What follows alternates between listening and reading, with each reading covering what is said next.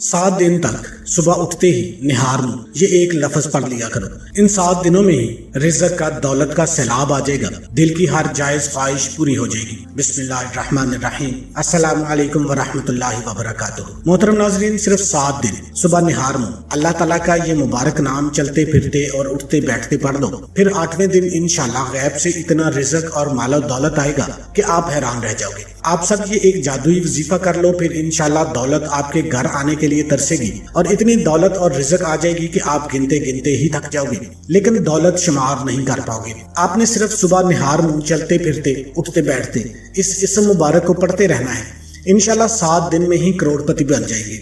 मोहतरम नाज़रीन, आज आप सबकी खिदमत में एक बहुत ही खास और मुजर्रब वजीफा लेकर हाजिर हुआ हूँ।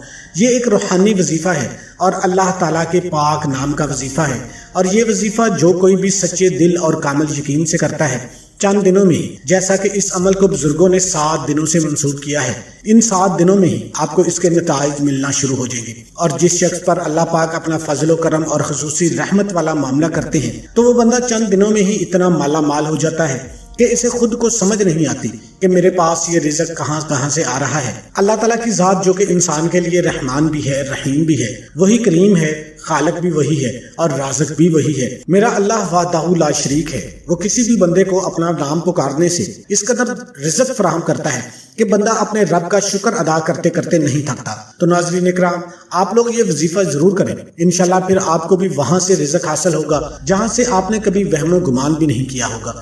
कोई भी वजीफा करने के साथ साथ 5 वक्त की नमाज भी पढ़नी जरूरी होती है, क्योंकि वजीफे के साथ जो इबादत होती है वो भी बहुत ज्यादा जरूरी होती है। खासकर इबादत के बाद जो दुआ मांगी जाती है, इस दुआ की अलग ही बात है। अल्लाह ताला हमारे गुनाहों के बावजूद भी हम पर रहम का मामला ही करता है, और जो लोग अल्लाह पाक का शुक्र अदा करते हैं तो फिर उनको ना खत्म होने वाले रिज़्क़, दौलत मिलना शुरू हो जाती है।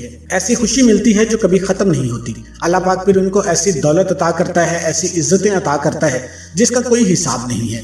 तो नाज़रीन इकराम, इसीलिए अल्लाह पाक से जब भी मांगो तो सिर्फ और सिर्फ इज्जत वाला, बरकत वाला, चैन और सुकून वाला रिज़्क़ ही मांगा करो। क्योंकि कई मरतबा ऐसा भी होता है कि इंसान के पास बेशुमार दौलत तो आ जाती है और वो देखते ही देखते लाखों करोड़ों का मालिक भी बन जाता है, लेकिन इसकी दौलत में, रिज़्क़ में बरकत बिल्कुल नहीं होती और ना ही इसकी इज्जत होती है, क्योंकि वो दौलत हराम ज़राए से हासिल की गई होती है। कुछ शॉर्टकट इस्तेमाल किया होता है। जैसे कोई भी कारोबार तो हलाल से ही शुरू किया गया है, खूब मेहनत भी करते हैं, दुआएं भी मांगते हैं, 5 वक्त की नमाज भी बाकायदगी से अदा करते हैं, लेकिन कारोबार में बिजली का कुंडा डाल लेते हैं, तो फिर कारोबार में बरकत कैसे होगी? 2 नंबर तरीके से माल बेचते हैं, ज्यादा मुनाफा रख के माल बेचते हैं, खराब माल बेच देते हैं, तो उसमें फिर बरकत कैसे होगी? तो इसलिए अल्लाह पाक से बरकत वाला रिज़्क़ मांगना चाहिए।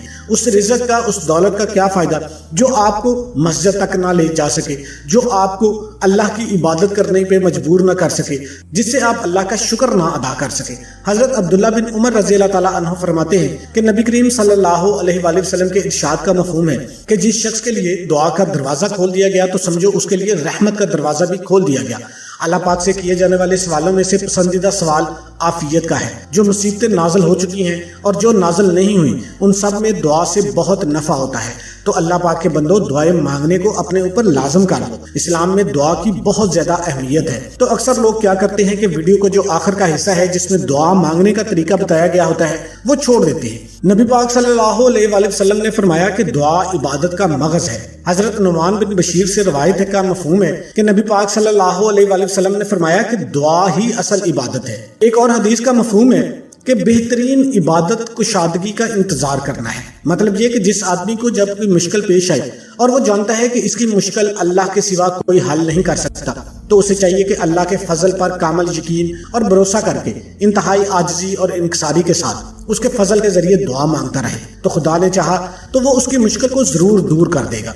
इसका मतलब ये है कि इबादत और कुशादगी का इंतजार, गोया आपने दुआ और इंतजार को एक दूसरे के लिए लाज़िम व मलज़ूम करार दे दिया है। क्योंकि जब आप दुआ मांगते हैं अक्सर वो दुआ कबूल फौरन नहीं होती, लेकिन उसके असरात आपको आने वाले दिनों में नजर आएंगे। तो इसलिए आपने जल्दबाजी नहीं करनी। अल्लाह पाक को बेहतर पता है, अल्लाह पाक बेहतर फैसले करने वाला है, तो इसलिए दुआ लाजमी किया करें। बाकी जो कुछ होना है वो अल्लाह के ऊपर छोड़ दिया करें।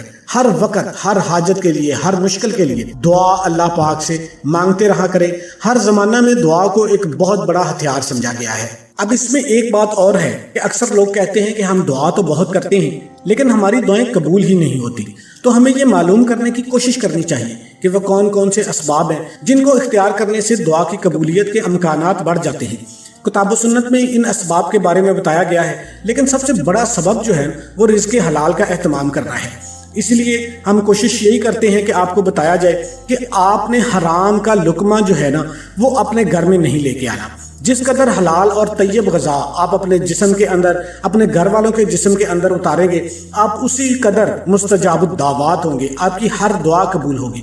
کوئی بھی حرام خور شخص ہے، طویل سفر کر لے، صعوبتیں برداشت کرنے کے بعد بیت اللہ شریف پہنچ کر حج اور عمرہ کرنے کے بعد دونوں ہاتھ بلند کر کے بلند آواز سے رب تعالیٰ کو پکارے گا، لیکن اس کی جو غذا ہے، اس کا جو لباس ہے وہ حرام ذرائع سے ہونے کے باعث اس کی دعا قبول نہیں ہوگی۔ تو آپ نے سب سے پہلے کوشش یہی کرنی ہے کہ اگر آپ مستجاب الدعوات بننا چاہتے ہیں، کوشش کریں کہ حلال رزق کمانے کا۔ تو یہ عمل آپ نے کیسے کرنا ہے؟ آپ نے صبح فجر کی نماز کے بعد اس عمل کو کرنا ہے۔ کوشش کریں کہ اچھے طریقے سے وضو کریں اور اس کے بعد نماز فجر ادا کریں۔ جب آپ نماز فجر ادا کر لیں تو نماز ادا کرنے کے بعد جب آپ جائے نماز سے کھڑے ہونا ہے تو آپ نے صرف 3 مرتبہ درود شریف پڑھ لینا ہے۔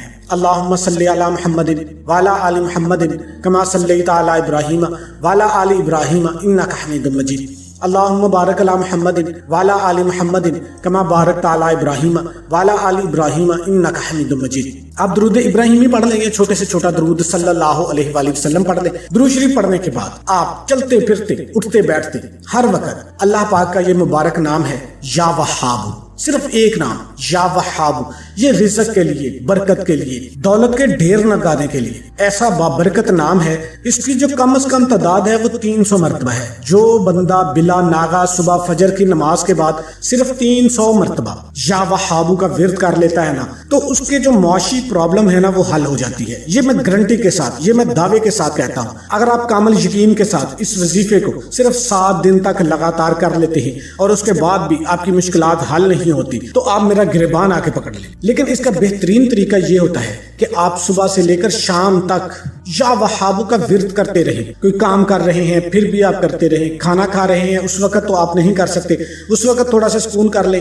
کوئی ایسا آپ کام کرتے ہیں، آپ کسی کو پڑھاتے ہیں تو اس کے لیے بولنا ضروری ہوتا ہے، اس وقت بھی نہیں کر سکتے، لیکن جب بھی آپ کو موقع ملے، جب بھی آپ فری ہوں، آپ کی زبان پہ یا وہابو یا وہابو یا وہابو کا ذکر ہونا چاہیے۔ میں گارنٹی کے ساتھ کہتا ہوں صرف پہلے دن ہی آپ کو اس کا ایسا رزلٹ ملے گا، ایسے ایسے آپ کے بگڑے کام سنورنا شروع ہو جائیں گے کہ آپ نے کبھی سوچا بھی نہیں ہوگا۔ اگر آپ کاروبار کرتے ہیں، کاروبار میں عروج آنا شروع ہو جائے گا۔ آپ نوکری کرتے ہیں، آپ کو نوکری میں ترقی ملنا شروع ہو جائے گی۔ آپ بے روزگار ہیں، اللہ پاک آپ کو عزت والا، برکت والا روزگار عطا فرمائے گا۔ میں دعوے کے ساتھ کہتا ہوں اس عمل کو اگر آپ کر لیتے ہیں، آپ مٹی میں ہاتھ ڈالو گے تو وہ سونا بن جائے گی۔ اور کوئی بھی وظیفہ نماز کے بغیر مکمل نہیں ہوتا۔ آپ نے 5 وقت کی نماز بھی لازمی ادا کرنی ہے اور حسب توفیق صدقہ بھی دینا ہے۔ تمام دوستوں سے گزارش ہے کہ اللہ کے 99 ناموں میں سے ایک